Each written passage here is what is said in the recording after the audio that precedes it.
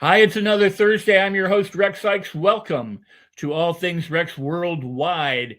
And we're so glad that you're here. My guest today is Sharon Lechter, an internationally recognized financial literacy expert, a keynote speaker, a business mentor, and a New York Times bestselling author. She's also a successful entrepreneur and a philanthropist who has advised two U.S. presidents on financial literacy. Sharon co authored the international best selling book, Rich Dad, Poor Dad, and 14 other books in the Rich Dad series. She's authored books for the Napoleon Hill Foundation, 3 Feet from Gold, and Outwitting the Devil, and Napoleon Hill, Think and Grow Rich for Women, and Success and Something Greater. She's also featured in the movie Think and Grow Rich, The Legacy, and on the national TV series World's Greatest Motivators. Now, we're going to discuss finances and her suggestions for creating legacy wealth, mindset, her newest book, and much more. Now, during the show, you can ask questions during this live stream and leave comments both live and while watching the replay. The replay uses the same links as the live stream. So immediately after the live stream is concluded, that same link is your replay link. Please share out my shows as always, and always bring a friend. And we're here with Ms. Sharon Lechter. Thank you so much for being here, Sharon. It's great to see you. I am delighted to be with you, Rex. Been looking forward to it. Me too. So, Sharon, let's just break right into it. Before we go anywhere talking about finances or mindset or anything, you have a definition for success, which I think is just outstanding and amazing. So, how do you, Sharon, define success? Well, you would think since I talk about money and financial education, success would have something to do with money. But my definition of success is how you feel about yourself when you look in the mirror. Because truly, we are what we think. And if we're upset with ourselves, then we're not the best we can be. So we are all born uniquely to be the perfect of us. And when you are living your life to the max, making the greatest impact on other people, and you feel good about yourself, that's truly being successful. So it's really the definition of success is how you feel about yourself when you look in the mirror. And that is truly beautiful. It's truly beautiful because you can be successful anytime. It's not about what you have. It's not about what you do. It's not about it, but about who you are. It's your beingness. Are you content with who you are? And, we're taught so much to strive for more, strive to do for more. And that's all good. But that is in your own pursuit of what you want, not what someone else wants you to do or not what someone else wants for you. What do you want? Striving to be the best you can be and knowing that you are perfect just the way you are. Oh, that is so very, very beautiful. Well, with that in mind, Earl Nightingale has said, that success is the steady progression toward a worthwhile goal, which does mean, an evolution of sorts or moving after something. But again, that goal is something outside of you as opposed to you being enough all by yourself. And I think being enough, but when people find out who they authentically are, they find their infinite riches and their infinite resourcefulness and their infinite opportunities and potential, which is, I mean, how could you not be successful finding those things? Well, and I think I agree with Earl on the fact that the relentless pursuit of being the best person you can be. Right. Definitely. Right. No, absolutely. So with that in mind, before we get into wealth, let's talk a little bit about mindset because there are some people who believe you have to do lots and lots and lots of stuff and sacrifice and struggle and work hard. And I wouldn't argue that, but I would say that if the mindset isn't right, most people struggle and toil and spin their wheels. But if the mindset's right, then the efforts that they take after that becomes right action, that they then behave in a way that makes it much more fruitful than trying to fix everything first and then get the mindset right. how do people, what can people do from your experience, and because you also worked with the Napoleon Hill Foundation and the books Outwitting the Devil, and what Carnegie and Hill have discussed, how would you tell my audience today, or what would you say to them in terms of, hey, manage your mindset, get it straightened out? Well, let's start with some simple concepts. Your brain, your mind can not hold positive and negative at the same time. So if you're focusing on negative things, you're going to attract negative outcomes. If you're focusing on positive things, you're going to attract positive outcomes. And when you think about money, I challenge you to think about, what did you hear about money from your parents when you were little? Did you hear things like money doesn't grow on trees, pinch your pennies, save for a rainy day, or my most favorite, we can't afford it? What do all those things have in common? They're negative. So you grow up money negative, money negative, money negative. No wonder we end up with scarcity mindset, and we're taught to chase money. All right. And it's really important to understand where that came from, because that scarcity mindset doesn't go away overnight. Even when you become successful, if you have a scarcity mindset, you're going to be afraid you're going to lose it. And so you need to address the mindset as much as the money actions. And I teach mindset as it relates to all of my courses, in addition to the actual strategies that you employ to improve your financial position, because that mindset needs to be one of abundance, and you can't get there unless you release the scarcity.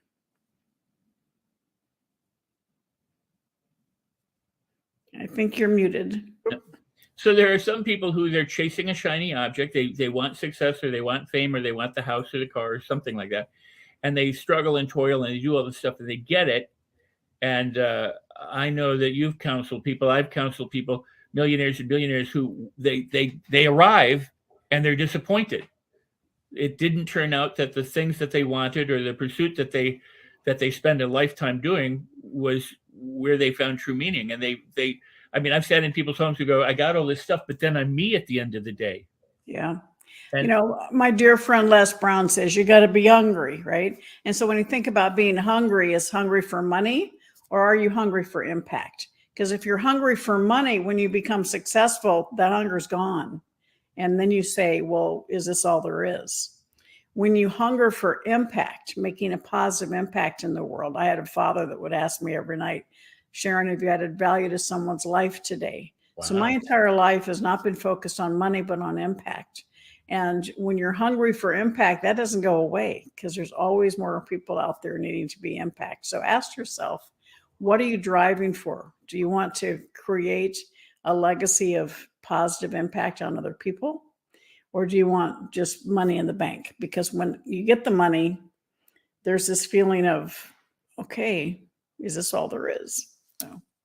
Well, and Hill modeled or studied, researched, 520 people. And toward the end of his life, he said, of the 520 people who were some of the wealthiest men at that time, obviously, he said only one actually had a good life, and that was John Burroughs, the naturalist, because he sought peace where everybody else sought money or riches. And he said that, I got to spend time with their families, and some of these people died broke, died crazy, died drug addicts or alcoholics, or killed themselves, or went to prison, and their kids were messed up and everything, because all they wanted was money. And then when they got the money, or once they got to the top, then they tried to hold on to the money. So everything that got them to the top was now changed, because now instead of being abundant, they were worried about losing it, and then lived, worried about lack. Yeah, they were in pursuit of the money at the expense of their relationships. And that's where things go awry. If you're pursuing impact and positive impact in the world, and you're pursuing the power of association, which is what I teach, you get rich through relationships. You get rich through impact. And as a result, your bank account starts filling up. But when you're concentrating on nothing but the bank account, then you end up having issues with the relationships, issues with your associations. And so you have to check yourself. And again, look in that mirror and say, what is it that you truly seek? Because a lot of people, when they pass away, they may have a lot of money, you can't take it with you. And they'll say, I wish I'd spent more time with my family. I wish I'd spent more time creating experiences and memories with my loved ones, as opposed to working so hard at the expense of that. Well, that is truly wonderful for people to begin to understand, because let me stop and say, hey, if you're enjoying what Sharon is sharing, because I sure am, go ahead and like the show, share the show out, leave comments, and feel free to ask Sharon questions while we've got her live here right now. Again, going back to Napoleon Hill, he said, there is no such thing as a free lunch. At all is a cost. And if you develop money consciousness, you have certain things that you have to do in order to woo money, but it's easily wooed if you know what you're doing. But that there is a price to pay, and some people sacrifice their health, their happiness, their leisure time, their family, their friends, and everything in pursuit of having cash. And as you said, you can't take it with you, or you sacrifice that stuff. So it goes back to your definition of success is how do you feel about yourself, and then the relationships that you have, and whether you're making an impact in the world, and then together with the ability to associate and connect with other people. I mean, you really have a beautiful wraparound philosophy here that helps to put people in the driver's seat and make them help them go forward. Well, I think when I wrote Think and Grow Rich for Women, I talked about creating success and significance, because one of the things I think women are much more focused on impact than on money. Not all of them, but and in that I had the last chapter I added, which is the only chapter that's not in the original Think and Grow Rich, and it's called One Big Life, for that exact reason, Rex. I think you have your financial life, you have your fitness, you have your field, your work, you have your friends, you have your fun. All of those things work together to create one big life. Right. And you can be very successful at one at the expense of everything else. And imagine it's like a life wheel. So if all of them, are successful and the other half are not, you have a flat wheel. So you want to be able to focus on all aspects of your life, your fitness, your fine. So many people create success, as you said, at the expense of their health. So fitness, your finance, your faith, right? How do you feel about yourself? Do you feel good about others? Do you have a faith in God? And make sure you invest time in all of those areas, as well as friends and fun. That's an area where I really kind of had to pay attention to and get back to having some fun, because I was so serious all the time. And so all of those things work together to create one big life. And that's really the message that I have in Think and Grow Rich for Women, and something that I share when I'm speaking as well, because it's, again, it comes back to how do you feel about yourself? So if you're really successful, you got a lot of money in the bank, but you don't have any friends, I'm not sure that's success. I think we only get one time around in this lifetime, and to do it alone and grumpy and have a lot of money, I don't think that's a life. I think you want to have a life filled with relationships and fun and family that you care about. Well, I couldn't agree more. I just a little bit about me. As a young actor in Hollywood, I loved acting so much I wanted to do it all the time. And then when weekends would come along, I'd be upset, because I'm like, I can't act. There's no film crews that are doing things. I can't go on auditions. So I didn't appreciate, or holidays, the Christmas holiday or hiatus. I hated it. I was miserable, because I'm like, I can't pursue this. And it took me a good long time before I went, I'm here to have fun. And I'm not having fun. I mean, I'm having fun when I'm doing it, but if I'm not doing it and I'm not having fun, I need to find a way to make that balance. So I'm having fun and enjoying people and relationships, as you just described. So it's an important lesson. Another thing, there are a number of people who I know that you meet, you consult with, and help in the world, and I do too. People who have overcome incredible physical disabilities, or have cheated death, if you want to, through cancer, or healed themselves of incredible difficulties or disorders or diseases. And last week we had Mary McManus, who's on, and she had polio and then post-polio disorder, and faced a life of never walking and she had healed herself. There are so many people who do that when it becomes a health crisis. it's kind of like, well, I either die or I get my act together. But what happens to these people who, it's the financial thing. It's I don't have money to pay my rent or my electric bill, or, they're going to foreclose on my house. That if you can overcome all this physical disability and heal yourself, you should be able to overcome financial inability or disability and be able to heal your pocketbook so that you're thriving instead of simply surviving. And yet I don't think people consider it quite the same way. What would you say to them? Well, I think it's a great question, Rex, particularly what's been happening in the last few years, because people have been downsized or outside, right sized, outsized, right? Fired, laid off. And so when your entire financial world depends on an employer, you're at the highest level of risk. A safe, secure job is a misnomer. And so you really want to focus, and this is what I teach, on buying, building, creating income producing assets. So it's not what you do for your paycheck that determines your financial future. It's what you do with your paycheck. Are you getting paid and spending it all and it's gone? You have to go back to work to get more money. Or are you reinvesting some of that into your own personal balance sheet by buying, building, creating income producing assets? Because you don't have to have millions of dollars to be financially free. You're financially free when the income from your assets exceeds your monthly expenses. The problem is we're not taught that in school.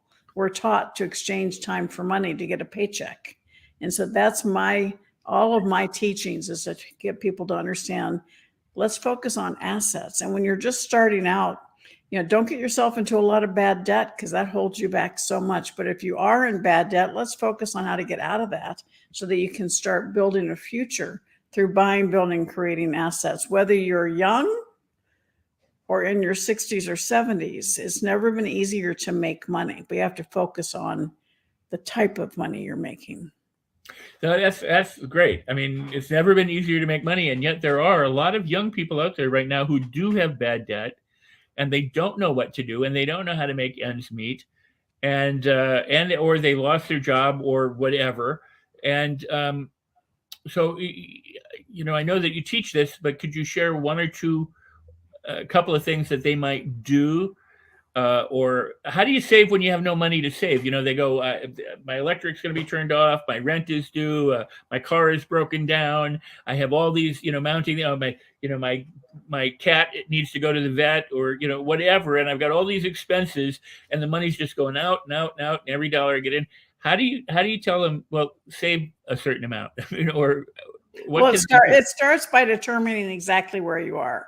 You can't really create a plan to get out of debt if you don't know where you really are. My dad said map doesn't do you any good if you don't know where you are and where you're going. And so the first step is to truly get serious about where you are financially. And sometimes, the picture may not be very pretty, but at least you have it and you know it. And then there are programs out there. I have a program to determine where you start first. How do you get out of that bad debt? How do you start doing something that starts making a little bit of money? We all have products that we love and adore. So many of those companies may have affiliate programs. Join it and start promoting it on your social media. You get a little money from that, a little extra revenue stream. Think about a business you can start. The most successful businesses solve a problem or serve a need. And there's a lot of those, there's a lot of needs and a lot of problems in the world today. So start, how can you provide service to someone and get paid for it? All of those, we've all had successes, we've all had learning opportunities, but what can be turned into intellectual property by writing a book or creating a program that can help other people going through what you've been through. And so so many people are stuck because they're in this concept of, I get a paycheck and that's all there is. No, there's so many ways to make money. You may have a home where you need to bring in a roommate for a while to help you cover the expenses. You may have the opportunity to sell whatever it is you're living in and find something that's a little closer to where you work, something that you can share with someone else until you get back on your feet. The issue is you have to make the decision. Each and every one of us is where we are today because of the choices we made before today. If you want something different, you want something better, you have to start making different choices. And so we can lay blame and point fingers and be a victim. You're going to stay where you are. Let's become a victor and say, I'm going to take action and I'm going to make my life better one step at a time and celebrate every little win you have. Well, so that brings me to something that you're doing every single day, because mindset matters. And for people to begin to feel good about themselves so that they are successful, to be able to take a realistic look at where they're at, and then be able to say, you know what, I am capable and confident that I can be competent at making these changes. You have something that you're doing every day now. Oh, yes. My ATM is a play on the bank ATM deposits, but it really is more of a, when COVID started, I was so upset with all the negativity in the world. And when I get upset about something, I usually start a new company. So I started a program called Daily ATM Deposits, Abundance, Tips, and Mentorship. And it really is, I've just done my 850th. It's a daily message of positivity. Sometimes I use other people's quotes. Sometimes it's just me talking to you. And it is really to get you to understand and start your day in a positive mindset, upon a positive frame of reference. And every day I end every ATM with you saying, say it with me, I am fabulous. Say it with me, I am fabulous. And I go, yes, you are. And that's how you kick off your day, to know that I have my belief in you. I have belief in you, and I want to support you. Yes, Ava, you are fabulous. Indeed, she is. And I am fabulous, and you are fabulous, and everyone watching, you are fabulous. And down below, it just changed, but down below was the banner that showed. It'll be back. There it is. ATM, SharonLechter.com. That is incredible, because we were talking about being stuck. We're talking about mindset. We're talking about people with problems of any age, but we were talking about young people and things. And some people are like, I just hate where I'm at. I hate my life. I hate everything that's going on, and it's so hard. And what you're saying is, if nothing else, they could tune in and get a positive message each day. I mean, because this is really the crux of the matter. If you don't do something to feel positive, you're not going to be positive. And those people that are hating their life and they're feeling this, but they're filling their brain with negativity. And it's so hard to break out of that, because it's like you're wallowing in it, and it's like self-propagating. And so you have to stop and say, okay, I don't like where I am, but I'm going to do something about it. Like I've shared for years the definition of worry. And to worry is to pray for what you do not want.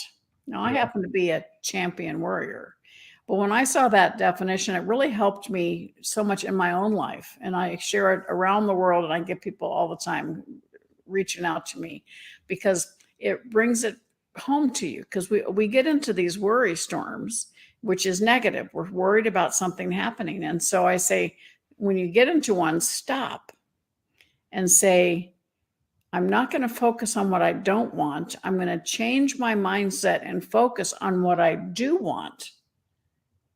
And it's magical, because you start focusing on the positive. Get rid of that negativity and focus on the positive. Well, let's talk a little bit about some of the missing aspects. I mean, some of the Napoleon Hill stuff that kind of got sanitized or glossed over in the years. The idea about vibrating and frequency, and the fact that we attract, birds of a feather flock together, so that if you're thinking a negative thought, you're broadcasting negativity and then getting it back. I mean, you're just kind of co-creating the same mess over and over and over again. That's right. Imagine yourself. One of the things in Outwitting the Devil, I know you want to talk about, but talks about controlling your environment. So think of yourself in a room that is the funeral of a child. Okay. Everybody that just listened to this, you immediately went, right? You felt down. You feel that the vibration of the energy in that sadness, it can't help but impact and penetrate your mindset. Versus you're going somewhere and there's a party and people are dancing and laughing. All right. You're going to soak up those environments. And so that's where you're taking your feet to, where you're walking in, right? But you're doing the same thing every single day with your mind. What are you listening to? What's playing in the background? What are you reading? What is kidding? Are you filling your brain with negativity and stress and strife? Are you filling your brain with imagination and positivity? Because that's what allows your brain to open up and identify opportunities or create new opportunities for yourself. So people are either looking at where they're stuck and creating more stuck, or attracting more stuck, or manifesting, or however you want to put it. They're perpetuating the very thing they don't want. And on top of that, if they are negative thinking, then they're squirting those hormones and neurochemicals that depress the immune system, create more stress. And when you're not feeling on top of the world, and when your body creates disorder or disease, then you're not making better decisions. So you're kind of just putting yourself in this rabbit hole of, or quagmire of, negativity. Whereas if you do something like start the morning with "I am fabulous," or you go to Sharon's ATM and you start giving yourself that lift, then you can begin to move it in a different direction, because you start, instead of spiraling down, you start spiraling up. That's right. I mean, I am in my first book with the foundation, 3 Feet from Gold, I share the personal success equation. And you can go to personalsuccessequation.com and get a workbook that I put together. But it really starts with P plus T, your passion and your talent. And that's all about you. It's all about school, your experience. You know, my passion was, I was mad we weren't teaching kids about money in school. So it came from anger. My talent, many years as a CPA, many years in publishing. And most of us stop there, think we have to do everything on our own, but true success comes from when you include times A, the power of association. Who do you surround yourself with? Do you have a mentor? Mentorship is so important, and your advisors and the people, you have people on your team who are strong where you are weak. And then times A, taking action. How many times are we just numb? We don't take action. We know what we're supposed to do, but we just don't do it. And then the final element is plus F for faith. Faith in yourself, faith in what you're doing, faith that is needed and necessary, and faith that you will succeed. And too many of us, that faith, because of our mindset, is fear. And that fear keeps us from accomplishing great things, because fear either paralyzes us or motivates us. And most of us are paralyzed by fear. The fear is still there, but we need to learn how to recognize it and turn it into energy to motivate you to go to that next level. And that's what so many people, they allow that fear to hold them back. And as a result, they don't reach the level of success that they deserve.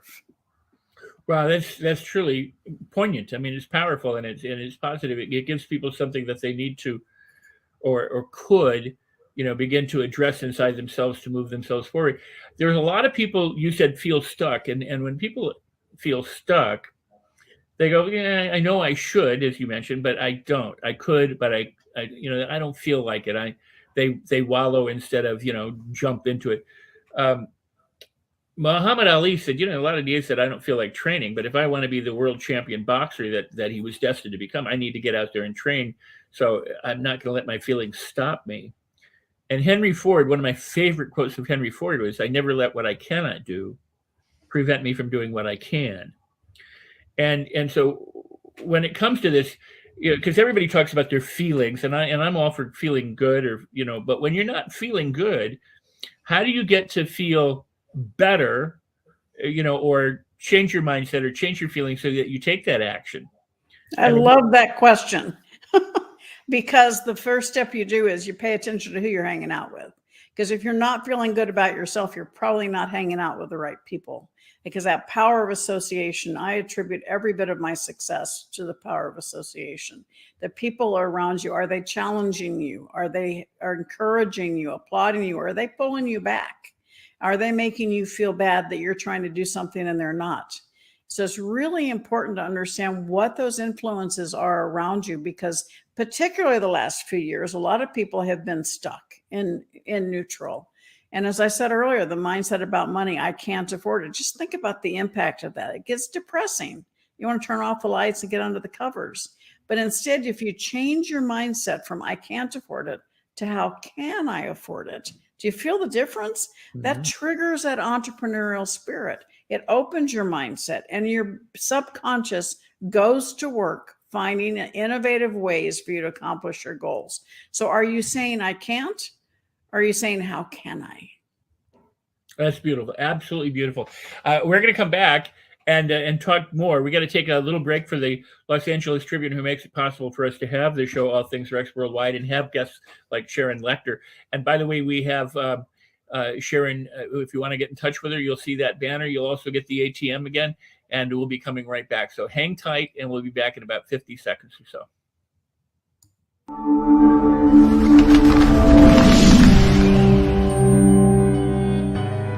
Welcome to the Los Angeles Tribune page. Here you will find original news programming, exclusive digital events, and shows that are directly from the community. At the Los Angeles Tribune, we believe in giving a voice to the voiceless. We are proud to be the only national brand to empower everyday people to make a difference. Since 1886, our reputation has been built on truth and responsibility. Thank you for watching and making a difference. For general inquiries, contact today. Thank you on behalf of the Los Angeles Tribune team.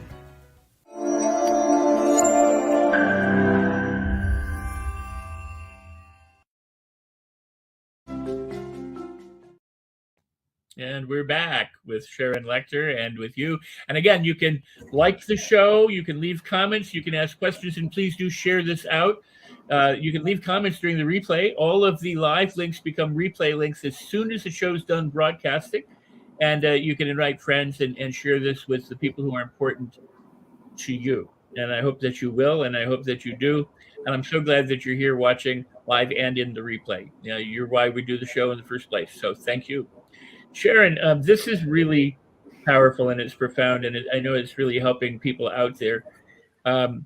Because you said it again before. Now, environment and the people you're hanging around, but you also said, what are you filling your mind with? You know, are you doing some reading or some daily, auto-suggestion or affirmations or something along those lines? In other words, what are your practices in addition to, what are your surroundings that uplift you as opposed to, depress you or cause you to remain stuck? And then you talked about mentorship. And can you talk more about why people need to have a mentor? I think you've done great service already to that. But a lot of people just go, yeah, well, someday when I'm ready or whatever. And they just don't they don't just do it when they need it. They think of it as a luxury as opposed to something that can really benefit them. Well, a lot of people have this, I'm not good enough, I'm not worthy, I'm not ready for a mentor. You're always ready for a mentor. The issue is what mentor is there to support you. And, a mentor is somebody who's been where you want to go. They've created a path of success. They can help steer you around pitfalls. They can accelerate your pathway to success. And it's really important to understand that, people are afraid to ask for help. And so I always say, instead of viewing it as asking for help, which you kind of think of as a negative, think of it as a compliment to an individual that they have a life experience and business experience that has gotten them success that you want to learn from. And so if you think about that from a standpoint, if it's a compliment to the mentor that you want to learn from them, it's not so much asking for help, it's asking for guidance. And that, just the terminology is something that can change your mindset into understanding it. And there was a poll several years ago, and it was like 73% of people polled agreed that having a mentor was really important and powerful. And only, I think it was around 30% actually had one. And so that tells you, we accept that we need it, but we aren't pulling the trigger. And a lot of it is that I'm not worthy, imposter syndrome. And it's like, go for it.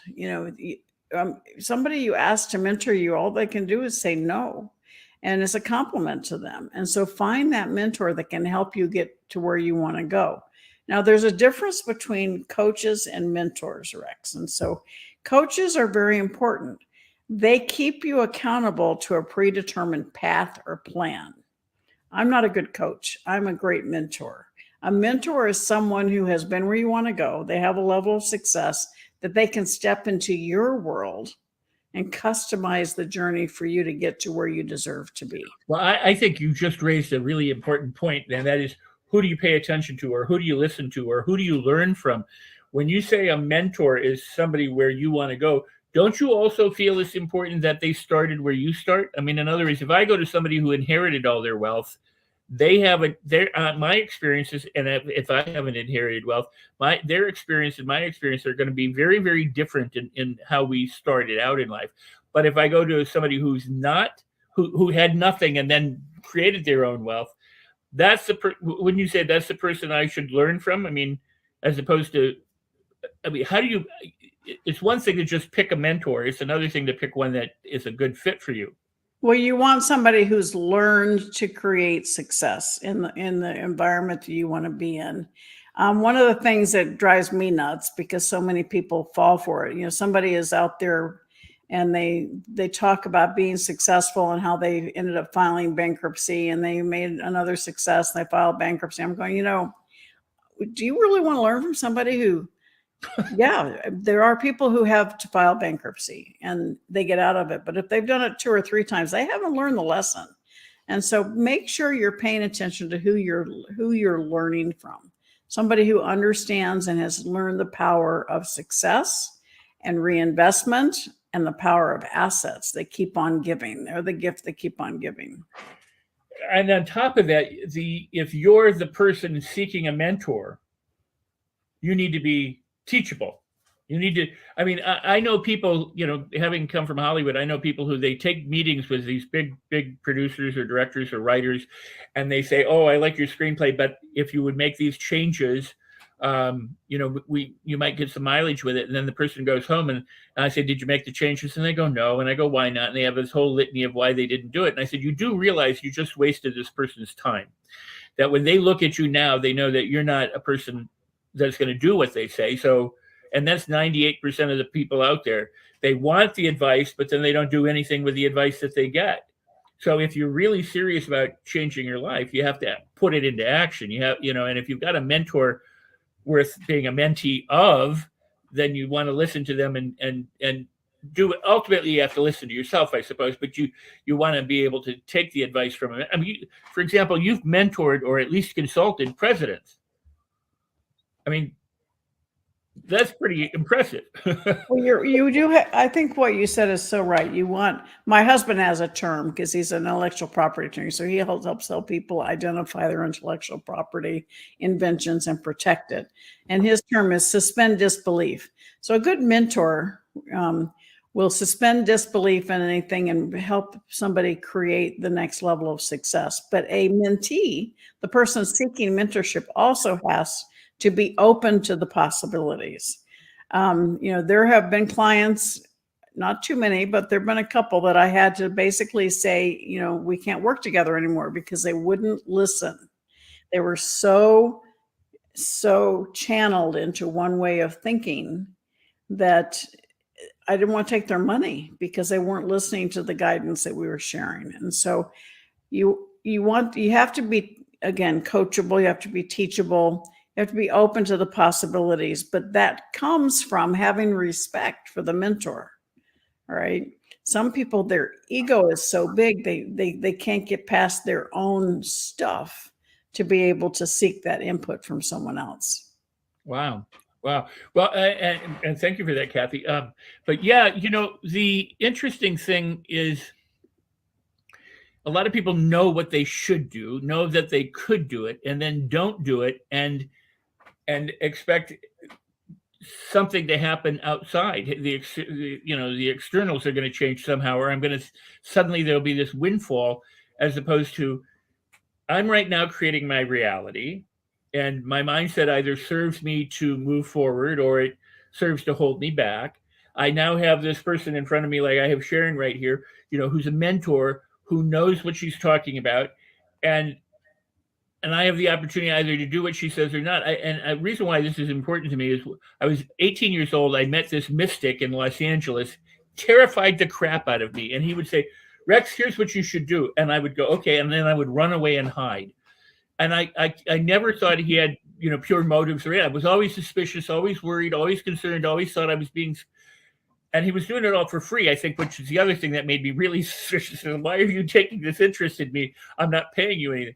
But he genuinely, you know, when I later looked back on it, and we had maintained a friendship through the years until he passed away, he was really just trying to help me. He really just said, there's something in you.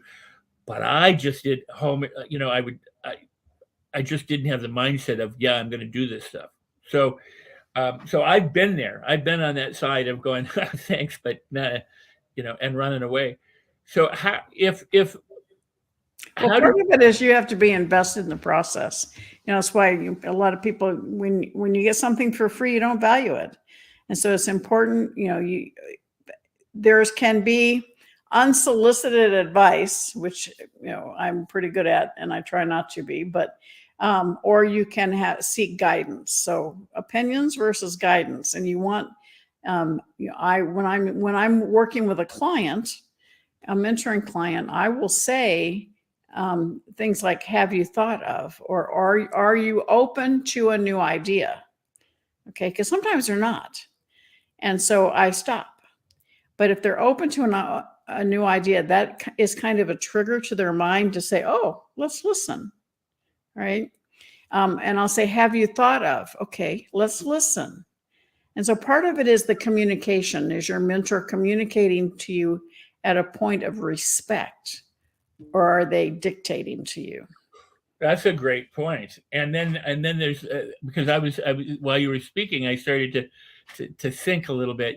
Parents and their children. Sometimes, I'm a parent. I want my children to do well. I more often than not probably put an opinion or lay some kind of I don't want to say guilt trip, but like, hey, you should be doing this or could be doing this, kind of thing on them. Or people do it with their significant others where they really want to help. They're trying to be supportive, but instead of saying, have you considered this, or have you thought that, or have you looked into that, they go, try this. And they prescribe rather than elicit. Yeah. And you can always say, try this, but I would preface it by, are you open to a new idea? So that in essence, what that is engagement.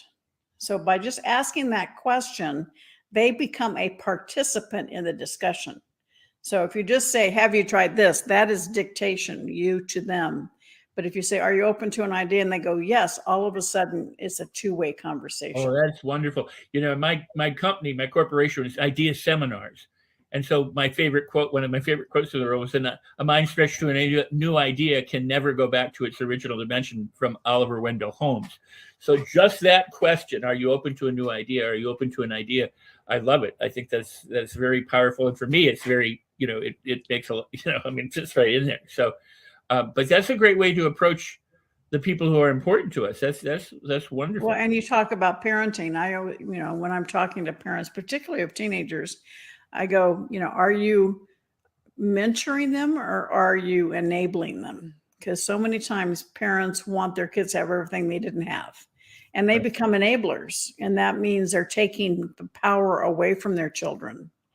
As a mentor, you're keeping the power with them and help guide them to make those decisions on their own so that they can stand in their own power. That's beautiful.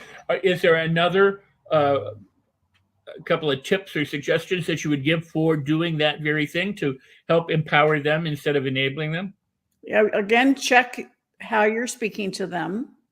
All right. So if you are asking questions, then you are allowing their mind to open to find answers. So for instance, my comment about we can't afford it to how can we afford it really applies in how you teach your kids. So your kids want something and you go, we can't afford it. Well, then that's just depressing. And they just turn around and go and they want to close the door or slam the door. Instead, say, okay, Johnny, Maria, you want this. How can you afford it? What can you do to earn the money? And that triggers their creativity. And believe me, they can come up with some very creative ways to make money. But what's even better is allow them to earn the money and get whatever they want. And the greatest benefit is you're going to see their self-confidence grow in the process. You've allowed them choice. You've allowed them to set a goal. You've allowed them to achieve that goal, and you're celebrating with them. That's the essence of self-confidence. That is wonderful. That truly is wonderful. So we've been talking about children, but what about the not so childish or not so children-like, the people who are maybe facing retirement? Same same application of resources, or is it a bit different when you're in your 40s, 50s, 60s, or 70s and go, I need to make some money here in order to, Well, absolutely. As I continue to become more senior myself, one of the comments I get a lot of, I'm too old. And I go, that's just so not true. And there were other studies that came out that said that our brain functioning can be at the highest possible 50 to 90. So you're just never too old to start something new. Just because somebody says you need to retire doesn't mean you need to stop. I say, don't retire, refire. Reframe what you want in your life and start something new. From being an affiliate, as I said earlier, something that you believe in, sharing it with other people and getting a revenue stream, from starting your own business. It's never been easier to start an online business.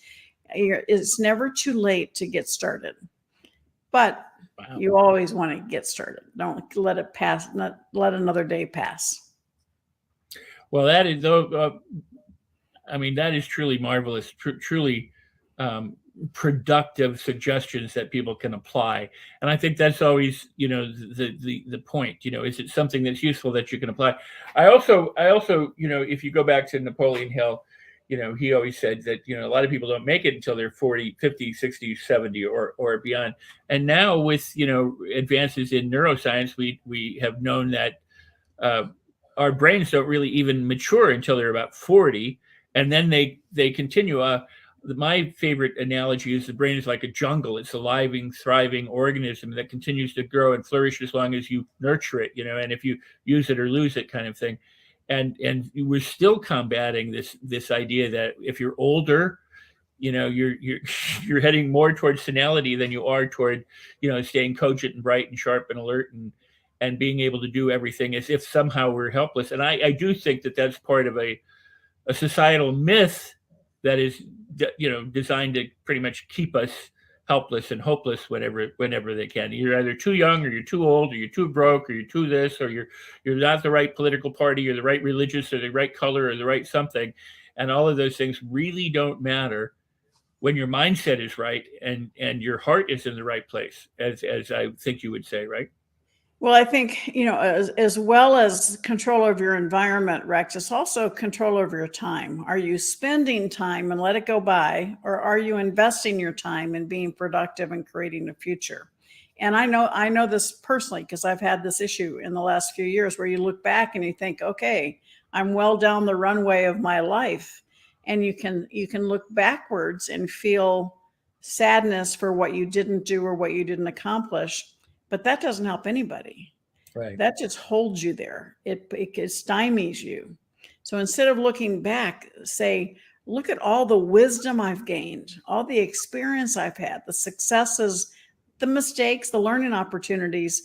And I am so enriched by the life I've led. What is amazingly possible for the future that's left of me, and to make use of every single day, and to realize, particularly the last few years, as some of your audience may know, I lost my youngest son almost 10 years ago. And it put me into a world of numbness and living life in neutral. And it took me a few years to get out of that, to realize that I still had more to do. And it was like his voice in my ear saying, get over it, Mom. You're still here for a reason. There's more for you to do. And in the last few years, a lot of people have been stopped due to COVID, illness, financial setback, divorce, death in their family, as in my case. The issue is you're still here, and you're still here for a reason. And what you've been through, all the positive things and all the negative, have created who you are today. And you have the unique opportunity to help other people coming through that are facing the same issues that you faced. And what a gift that you can give to the world and to those individuals by sharing and allowing them to understand how you continue moving forward. And, when you give the gift of hope to someone else, your own hope rises along with it. Wow, that is truly powerful. What you said at first, about people look back in their time and they regret it. The folly of people is amazing. In some cases, they go, I've wasted my life. And then they spend the rest of their life regretting that they wasted their life. I mean, perpetuating the very same thing that they did instead of going, whoa, I don't have to do that anymore. And now doing something new and different, which is why, you have the ATM and why you do what you do. One of the concepts that I think is so powerful that you and Robert put forth in Rich Dad, Poor Dad was, and I remember this every single day. I love that you say, it's time. You can say eat leisure. It could be money. It's the concept of feeder or eater. Yeah. So assets feed you, liabilities eat you. And it's kind of a simple concept. One of our most controversial messages is your house is not an asset. And It's because it's not an investment asset, because a house, if you live in it, costs you money. It doesn't make you money. Of course, in today's world, a lot of people can make money with Airbnb and that kind of thing. But the issue is understanding, are you going to spend time buying toys that just drain you? Are you going to spend time investing, buying, and building assets that generate income and buy your toys from that income? All right. So we share an example in one of the books about wanting a Porsche. And instead of buying the Porsche, they bought the apartment complex. And that apartment complex generated monthly cash flow each month that paid for the payments of the Porsche. Well, all of a sudden, 5 years down the road, the Porsche's paid off. They have the Porsche and they still have the apartment complex generating money every month. That's a perfect example of paying attention and investing your time in buying, building, creating assets, because those assets become your employees. They work for you. So, and as I said earlier, you're financially free when the income from your assets exceeds your monthly expenses. And again, it's not millions of dollars. It's whatever your living lifestyle is demanding on a monthly basis. Focus on getting assets that generate that kind of passive income each month. And that's when you have the choice of financial freedom. Oh, that's wonderful. That is truly wonderful. And I oftentimes, I do think about it in terms of the finances, but I also think about it in terms of my time. Am I feeding myself and growing, or am I being eaten by how I spend my time, or my leisure, or my friends, or any of it? They all could be one or the other, in the different areas, of your life. So that concept has been one that I've really, really enjoyed. And I appreciate you. Well, financial freedom means you have your time back. Yes, indeed. Because your assets are working for you. So you have the choice of how to spend your time. That's the greatest gift there is. Absolutely. Absolutely. No, I have been fortunate. I own my time. So, I love what I do, and it's truly incredible in that regard. Wow, this has been really powerful, Sharon. You brought so much to the table. You have a book now that is recently released, and you want to talk a little bit about that, and then I've got some other questions on the other side. If we go a little bit long, is that okay with you, or do you have a hard stop? Sure, no problem. And my most recent book is called Exit Rich. It was with Michelle Saller-Tucker and Inc. magazine. And really, it's about people understanding that when they're building a business, we get all excited about our product and selling, and we don't build the structure of the business, all right? And it's very important to build the structure of the business. So we talk about Exit Rich. Whether you sell your business or not, you still want it to be successful. And you want your successful business to become sustainable, scalable, and saleable, whether you choose to sell it or not. And so the boring stuff about the legal structure and the agreements is really the stuff that helps you scale. You want to be able to have the right processes, the right legal structures. And so Exit Rich helps you dissect your company and helps you understand how to build that strong foundation about talking about the people that you have in your business, the processes that you have, the business systems, the proprietary side of things. Where's your intellectual property? How is that intellectual property identified, protected, and leveraged? The patrons, the people that are part of your business. In today's world, many people get excited about their social media presence, but you don't own those names. You want to nurture those individuals in social media. You want to be out there, the lead generation, but nurture them and bring them home to your database. Many companies sell simply from their database and the profits of the company. So all of those things come together. We talk about the 6 Ps of building a strong business that can be successful, sustainable, scalable, and saleable. That is incredible advice. And one of the reasons why that's very important to me, and I think that the people out there who are in business, in terms of nurturing a database or nurturing their email list or something like that, is on my Facebook profile alone, I had 2 accounts. And both had more than 5,000 friends and tons of followers. And I had bunches of groups and decades of photos. And somebody sabotaged me, took out both profiles like that. And Facebook went, "You're not getting them back." And everything was lost. I mean, none of them had been converted to anything. And I stayed off Facebook for about a half a year. And people said, "Could you get back on because of teaching? We want you to be able to teach in Facebook groups and stuff." So I got back on. And every now and then I go, "Oh, I forgot about this friend." I called somebody today that I hadn't invited back to Facebook in a year because I just didn't think about it. So what you're saying, if you're running a business or you want to stay connected, don't rely on the social media out there to be around forever. Cultivate your own, I guess, tribe or contacts or associations so that you can stay in touch if anything goes south. Well, it's there's something called goodwill when you sell a business, and that's the valuation of your business that's not on your balance sheet. It's the goodwill is the brand valuation. The what people respect and love about you may not be on your balance sheet. It's, if you think about the intangible asset valuation of the brand Coca-Cola or the brand Apple, right? The 2 largest intangible assets we have, and they're 0 on the balance sheet. So you have to understand that when you're building your business, you need to identify those things and you need to highlight that's the proprietary side of your business. And so 40 years ago, Rex, Fortune 500 companies were 85% bricks and mortar, 15% intangible. And that is more than flipped now. Close to 90% of today's Fortune 500 companies' valuation is intangible. The other 10% is fixed assets. And that's because the world we live in, the internet, and the fact that the world is, you think about Airbnb, one of the largest hospitality companies, owns no hotels. Uber, one of the largest transportation, they own no cars. And so that's the Amazon, right?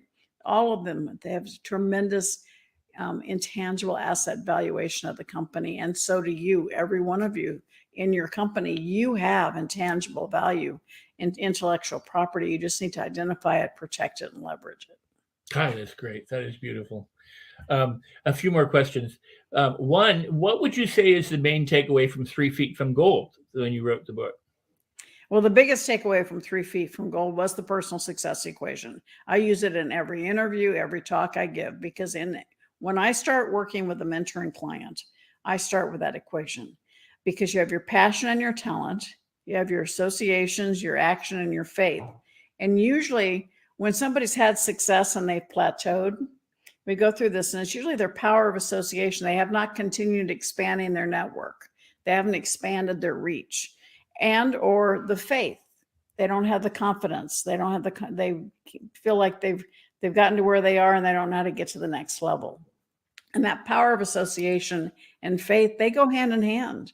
When you have the right people around you, you have the right mentor, then the faith goes up, because when you have a bad day, they won't let you stay there. And so analyze, go to personalsuccessequation.com and go through that workbook.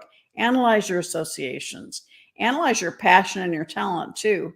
But let's see how we can expand your associations to give you more self-confidence and more depth to your organization. Wow. Powerful. And grace.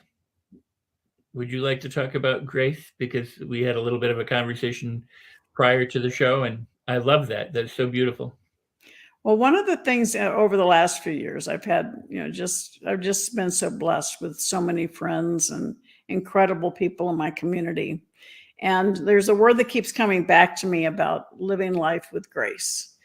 So I'm actually working on a book. I'm not sure if I'm ever going to publish it, but it's really about living with grace, because, we've all had things happen to us that are not pretty.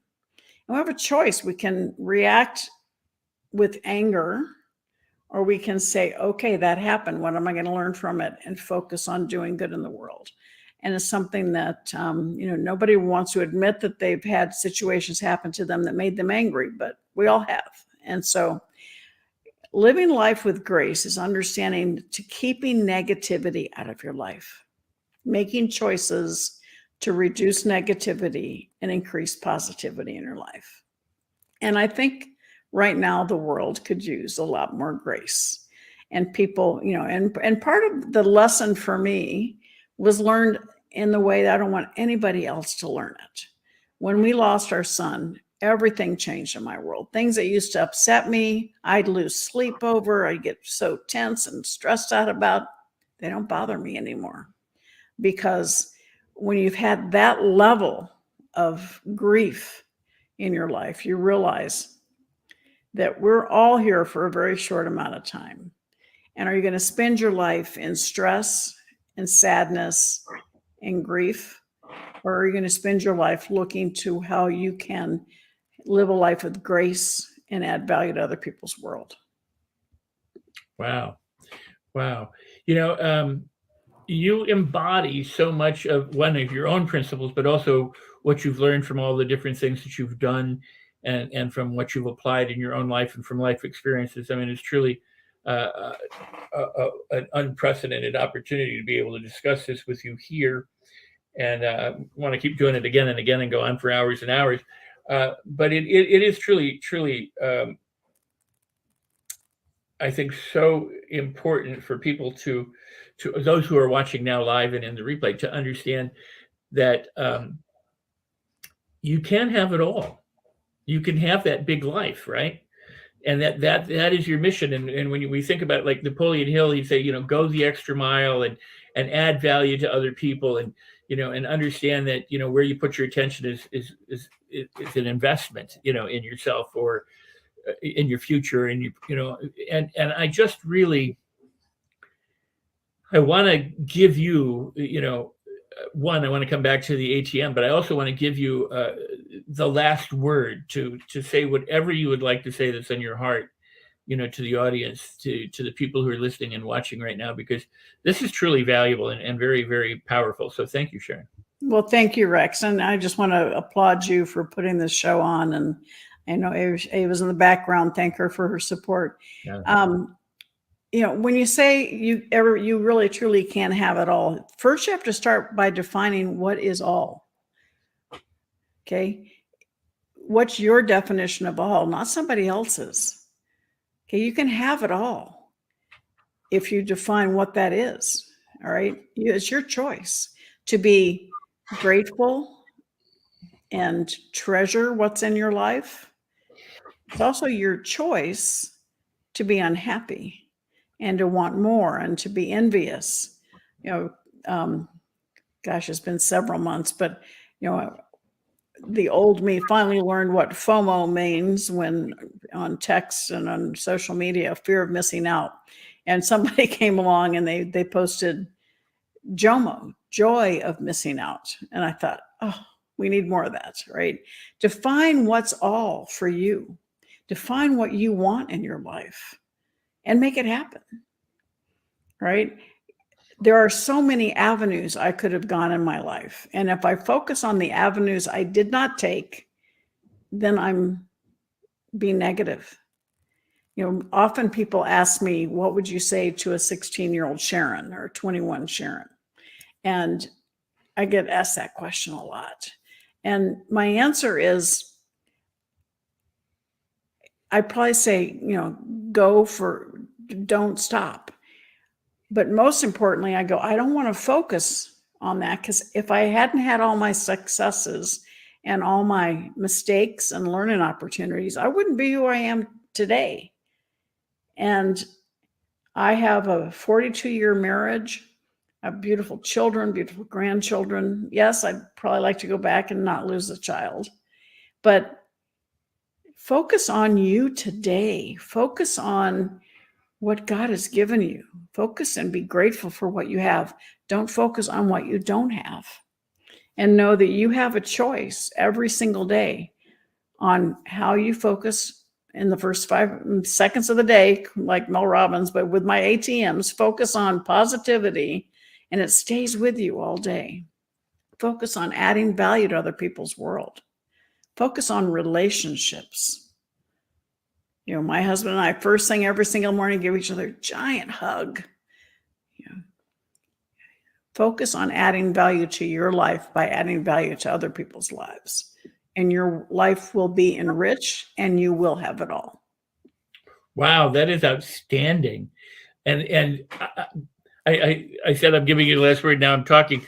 I have a friend who said back in 1980 or something, he said, you know, a kiss at the end of the day is great, but a kiss in the morning lasts the entire day. And I was like, wow, I've always remembered that and remembered, you know, and that's kind of like everything not everything, but what you're saying, you know, it's a choice of how you begin your day, how you consider your life, how you evaluate things, what you focus on. It is all your choice. And that is truly beautiful.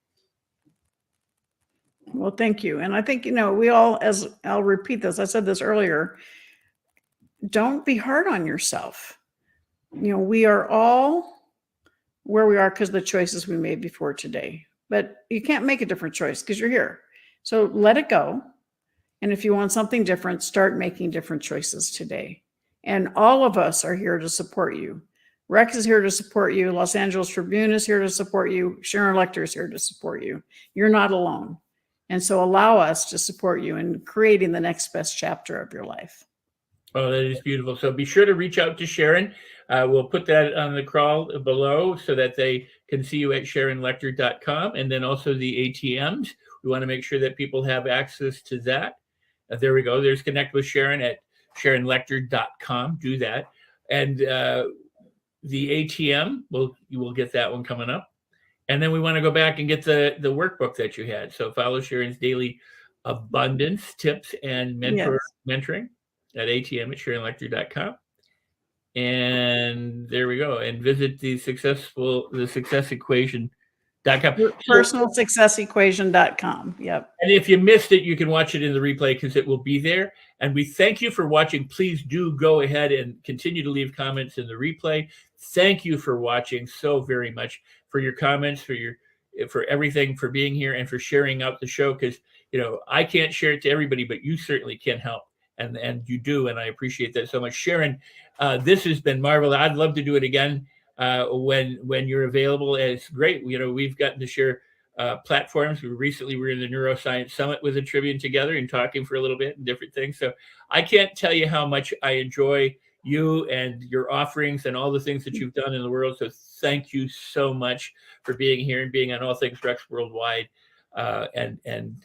and taking your time and gracing the audience with your wisdom. Thank you. Thank you, Rex. And I really appreciate all you're doing to support others as well. So I applaud you. Thank you.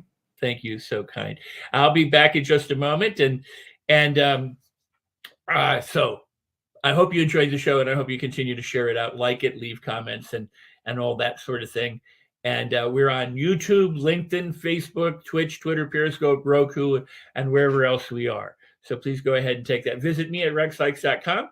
And I got to tell you a little bit about my book. It's Life on Your Terms.